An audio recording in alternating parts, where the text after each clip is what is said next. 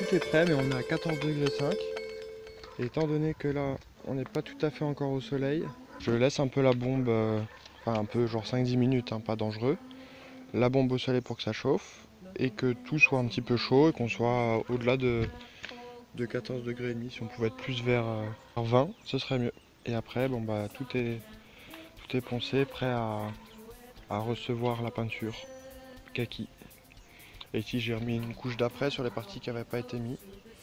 Remis une couche de peinture sur ce qui avait été apprêté.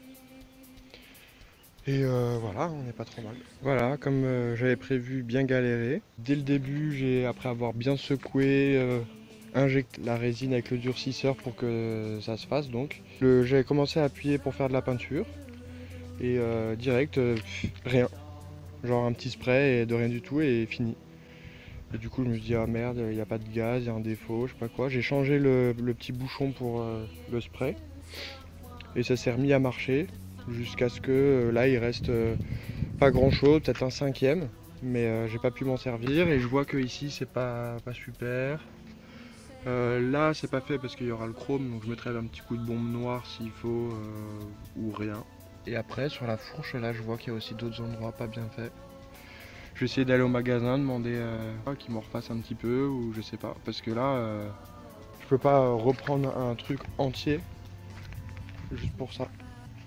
Donc les caches sont faits. Là, j'ai mis du scotch de peintre, donc ça va être kaki là, noir là. Globalement, la mobilette est faite. Et il restera le bras oscillant à faire en noir et ça en noir quand ce sera sec. Voilà, donc pour aujourd'hui, côté mobilette, je pense que ce sera bon. Je vais attendre une heure ou deux, voire je vais laisser, s'il fait beau comme ça, je vais laisser toute la journée à sécher. Ouais, c'est pas la grosse réussite. Je vais voir. Donc après quelques jours de séchage, mardi, ça fait plus de 48 heures de séchage. J'ai commencé un petit peu, en fait il y a eu quelques déboires parce que je me suis pas très bien pris, je suis pas très bon. Et donc j'ai commencé à poncer un peu les coulures. Et surtout, en fait, ce qui s'est passé, c'est que au quart, un petit peu moins du quart de la bombe, ça s'est bloqué certainement à cause d'un stockage, c'est ce que m'a dit l'ordre. Et du coup, il m'a refait gratuitement une bombe pleine. Donc je vais passer une fine couche sur les parties où il y a les plus grosses coulures que j'aurais bien poncé pour éliminer au max. Et après, je m'attaquerai aux parties qui n'ont pas pu être faites là, en dessous, et surtout ici, de ce côté-là et de ce côté-là. Ici, de souvenir, c'est pas trop dégueu, il n'y a pas trop de coulure ou quoi, c'est grave. Ça a bien marché de ce côté-là, là ça va aussi. Ici c'est encore un peu noir, donc je remettrai un petit coup. J'ai ma béquille qui est faite, j'ai mis à sécher ça là-dessus, c'est les deux arceaux pour le guidon qui est là, qui est pareil, qui est beau. Bientôt un petit coup de vernis, on n'en parle plus.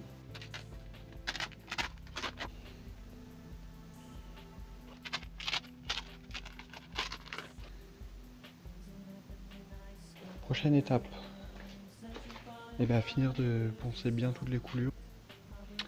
Voilà. Bodies all around my soul, tethered by strings invisible, waiting for a brief eclipse. They'll lead me to conclude the secrets he won't share with fools like me. Am I destined to find love? Voilà pour la partie peinture, c'est terminé. Il n'y a plus qu'à sécher, peut-être une petite couche de vernis. J'ai eu assez de peinture pour faire le bras oscillant. Ici les caches j'avais déjà terminé, retiré les scotch, etc.